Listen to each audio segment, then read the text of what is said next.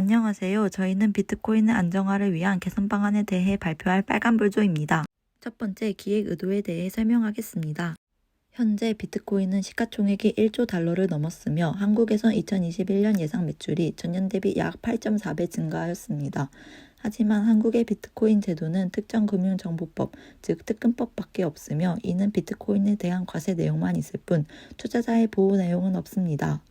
저희 조는 투자자의 보호뿐만 아니라 가상자산에 대한 부정적인 측면에 대해 정책을 제안함으로써 불안정성을 해소시키고 가상자산에 대한 거래가 활발히 이루어지도록 하기 위해 위 주제를 선택하게 되었습니다. 다음으로 어떤 정책을 제안할 것인지 설명하겠습니다. 첫 번째는 각 부처의 역할입니다. 비트코인의 출처를 확인하기 어려워 자금 세탁이라는 범죄에 이용되는 경우가 있기 때문에 중앙거래소가 주식을 관리하는 것처럼 비트코인을 체계적으로 관리할 부처 선정이 필요합니다. 저희는 비트코인 기능에 따른 분류로 관리할 부처를 선정하였습니다. 지급결제 시스템을 관할하는 곳은 금융결제원에서 담당, 대금 관리를 관할하는 곳은 한국예탁결제원에서 담당, 유틸리티형을 관할하는 곳은 서비스 이용 관련 측에서 담당하는 것이 효율적이라고 보고 있습니다.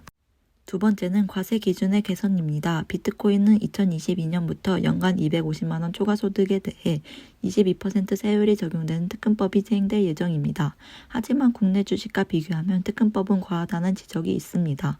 가상화폐 소득에 대한 세율은 시행 초기에는 연간 1,000만 원 초과소득에 대해 20% 단일 세율을 부과한 후 거래소 정비, 소득 파악 등 과세 인프라가 정착된 시기부터 기본 세율 15%에 수익 300만 원마다 1%씩 세율을 더하여 부과하는 누진세율을 사용하는 방안을 생각해 보았습니다. 세 번째는 지속적이고 효율적인 거래소 감독에 관한 내용입니다.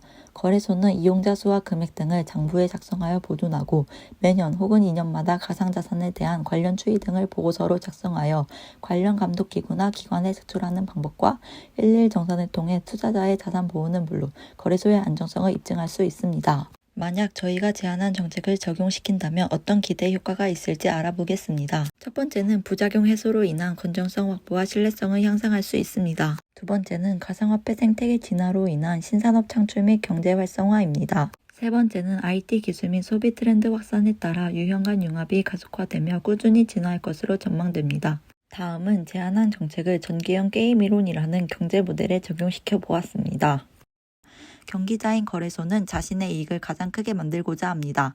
이때 정부 행동에 따라 선택지 1과 2가 나뉘어져 있습니다. 선택지 1을 택한 거래소는 선택지 3이라는 정책 이행을 함으로써 거래소의 안정성을 입증할 수 있으며 이로 인한 정부의 세수 증가, 거래소 규모 확대 등의 결과를 가져옵니다. 선택지 1을 선택할 경우 선택지 4라는 정책 불이행을 함으로써 정책 이행할 때보다 이익이 크기 때문에 불법 거래소가 증가하고 지하 경제가 확대됩니다. 하지만 정부에서는 불법 거래가 확대되는 결과를 두고 볼 수 없기 때문에 정책 제한을 허용하는 선택지 3이 정부와 거래소, 투자자에게 좋은 결과를 나타내며 파레토 개선 효과가 일어나게 됩니다. 현재 비트코인은 과도기 형태를 보이고 있으며 위 과제를 통해 투자자 보호 및 자금 세탁을 방지하고 과세 기준을 재확립하여 안정적인 가상자산으로 인식되고 이용할 수 있게 관련 정책을 지원하는 것으로 발표를 마치겠습니다.